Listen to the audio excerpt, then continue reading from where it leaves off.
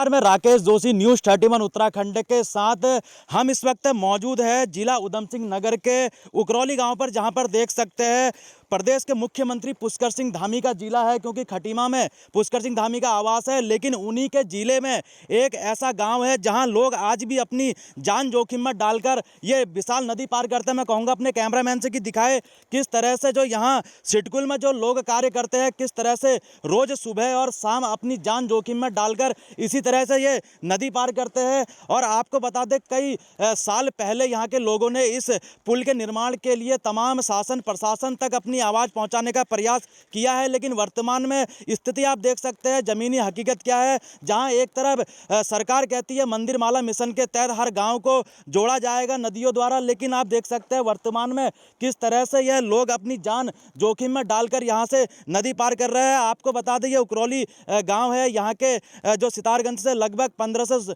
20 kilometre दूरी में यह गांव पड़ता है। हमारे बीच में देख सकते हैं तमाम लोग हैं जो ऐसे ही अपनी जान जोखिम में डालकर यह नदी पार करते हैं। यहाँ सितारगंज सिडकुल में जो लोग काम करते हैं, इनसे कुछ जानेंगे कि आखिर कितनी दिक्कतों का सामना करना पड़ता है, क्योंकि एक तरफ जहाँ मानसून सत्र है तो पर्वतीय क्षेत्रों में लगातार बारिश देखने को मिल रही है। ऐसे में जो नदी नाले भी उफान पर है। हमारे बीच में कुछ लोग हैं, इनसे जानेंगे। भाई साहब, सबसे पहले तो आपसे जानेंगे, आप यहाँ सिडकुल में कार्य करते हैं जी।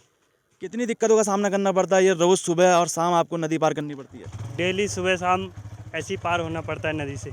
कितने लोग इस ऐसी ही नदी पार करके आते जाते अपने काम पे जाते हैं?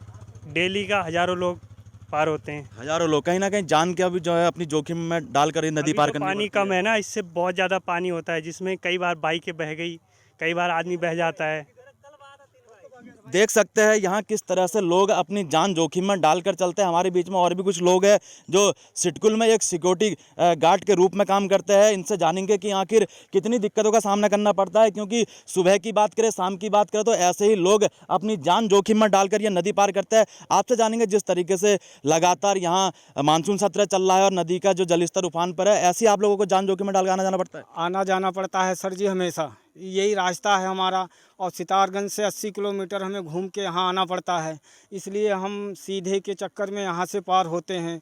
10-15 हज़ार आदमी यहाँ से इसी रास्ते से रोड डेली पार होते हैं, पुरुष महिला सब। ये महिला भी आई हैं, यहाँ से पार होंगी इसी रास्ते से।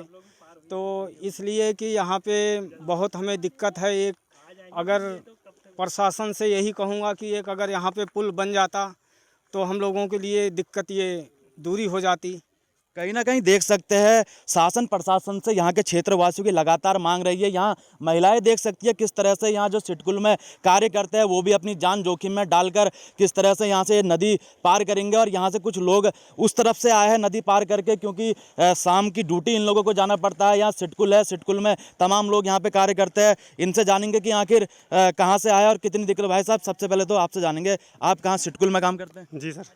तो ऐसे ही आपको आना जाना पड़ता है अपनी जान जोखिम में डालकर हमेशा? जी, डेली ऐसे ही। डेली ऐसे? कितने लोगों का आना जाना रहता है यहाँ? करीब 100 लोगों का आवागमन रहता है जो सिडकुल में कार्य करते हैं? जी सर। तो किसी प्रकार का शासन प्रशासन को आप लोग आपके गांव में या आपके लोगों द्वारा शासन प्रशासन को ज्ञापन दिया इस पुल के बनने के लिए?